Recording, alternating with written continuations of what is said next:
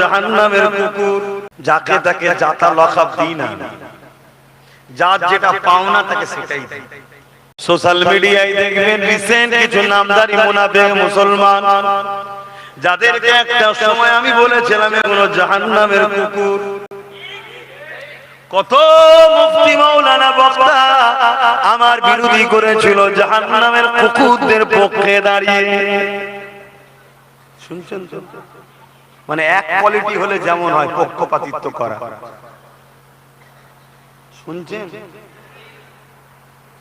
আজকে আবার অনেকে বলছে হ্যাঁ সেদিন আমরা বিরোধী করেছিলাম ঠিকই, কিন্তু এখন দেখছি সত্যিই জাহান্নামের কুকুর। যাকে তাকে আল্লাহ বলে ফেলছে, দেখছেন না? মানে ম্যাড হয়ে গেছে, আর কিছুটা বাকি আছে। তবে আল্লাহর কাছে চাই দোদকে দোদকে যেন মরে। কেন প্রচুর মানুষের ঘর ভেঙেছে, প্রচুর মানুষকে কাঁদিয়েছে, প্রচুর ঘর উজাড় করেছে, ছোট্ট ছোট্ট বাচ্চাদেরকে ক্ষুধার্ত রেখেছে। বুঝতে পারছেন তো? এই ইশারা দিলে সব ধরে নেয়। কেন স্যাম্পল তো সব লোক বোঝে না।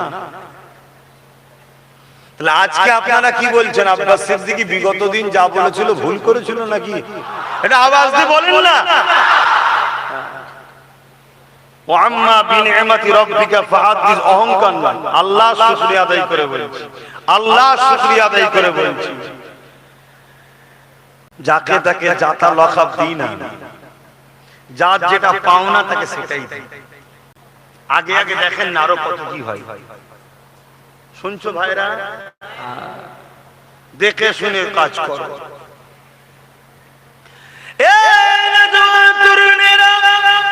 জুলুমের বিরুদ্ধে থাকবেন বললেন, কিন্তু জুলুমের বিরোধী থাকা অত সহজ নয়। কেননা জালিমদের তিনটে পন্থা রয়েছে।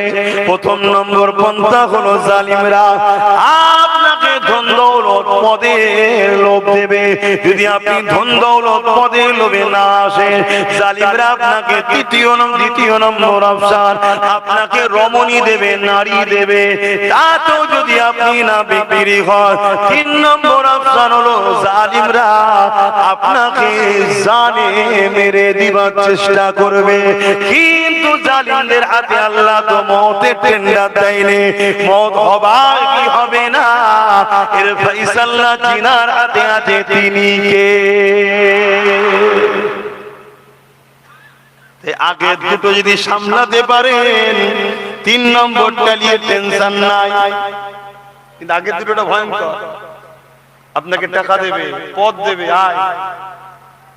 আমার অনেক ভাইয়েরা পদের লোভে চলে যাচ্ছে না? এই এলাকার একটা ছেলে চলে গেল, খবর পেয়েছি। হ্যাঁ, ওর কপাল ফাটা। আল্লাহ জাত পাকের কসম করে বলছি, যদি বেঁচে থাকি, তোমরাও যদি বেঁচে থাকো, ওর কুকুরের দশা হবে। দেখে তুমি মিলে দেখে, আমরা জুলুম করবো না, আল্লাহর পক্ষ থেকে ধ্বংস হয়ে যাবে। কেন তুই এত বড় গাদ্দারি করলি যে মসজিদ মাদ্রাসা দুশমনদের সাথে চলে গেলি? না, লোভ, টাকা, পদ। আমি বললে বেশি কিছু বলবো না।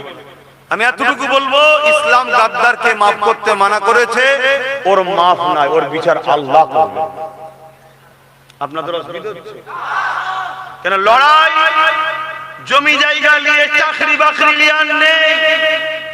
এখন লড়াই ওয়াকফ নিয়ে শুরু হয়েছে, ওয়াকফ নিয়ে। এখন লড়াই এখানে তুমি আমি থাকবো কিনা, এই অস্তিত্বের লড়াই। কথা বুঝে আসছে? এখানে আর গাদ্দারদের মাপ নাই। চাকরি দেয়নি, জমি নিয়েছে, চলো দুনিয়ার ব্যাপার, দুনিয়ার ব্যাপার, তবুও চলো মাফ করে দেওয়া যায়। কিন্তু আজকে যারা আমার মসজিদ, মাদ্রাসা, কবরস্থান, ঈদগাহ, খানকাকে মিটাতে চাইছে, আজকে যারা আমার কওমকে টার্গেট করে করে তাদের নাগরিকত্ব করে নেবার প্ল্যান করছে, সেই দল, সেই গাদ্দারদের সঙ্গে যারা সাথ দেবে, তাদের মাপ আছে মনে হয়? বলো না, আমার কথায় তোমরা কষ্ট পেচ্ছ? তাহলে একটু হ্যাঁ কি না খুলে বলো, মাপ করার জায়গা আছে।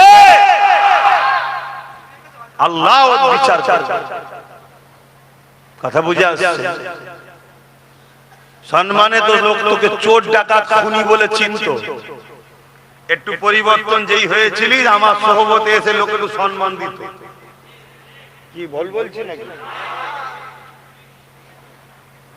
জাগা ফেরা নওজওয়ানেরা, আল্লাহ পাক রব্বুল আলামিন তোমাকে আমাকে পরীক্ষা নেবে, জুলুমের বিরুদ্ধে থাকবে বলছো, কিন্তু জালিমরা তোমাকে আমাকে ধন দৌলতের লোভ দেবে, জালিমরা তোমাকে আমাকে এমন করে পদের লোভ দেবে, জালিমরা তোমাকে আমাকে ধন দৌলতের লোভ দেবে, জালিমরা তোমাকে আমাকে এমন করে পদের লোভ দেবে, জালিমরা তোমাকে আমাকে মেরে ফেলার হুমকি দেবে, জালিমরা তোমাকে আমাকে নানা রকম চক্রান্ত করে খরিদ করার চেষ্টা করবে।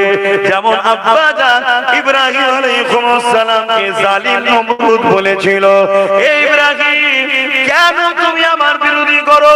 আমি পুরো পৃথিবীর রাজা, তুমি একটা অংশ নিয়ে নাও, ওখানে রাজত্ব করো, আনন্দ ফুর্তিতে কাটাও, নারী থেকে শুরু করে যা খুশি তুমি পেয়ে যাবে। আব্বা জান ইব্রাহিম সাল্লাম কি উত্তর দিয়েছিল? এই জালিম নমরুদ শুনে রেখে দে, এই কুল কায়নাতের মালিক যিনি, সেই আল্লাহর আমি দাস, নিজেকে গর্ব করি, আমি আল্লাহ দাস, এটাই আমার সবথেকে বড় গর্ব।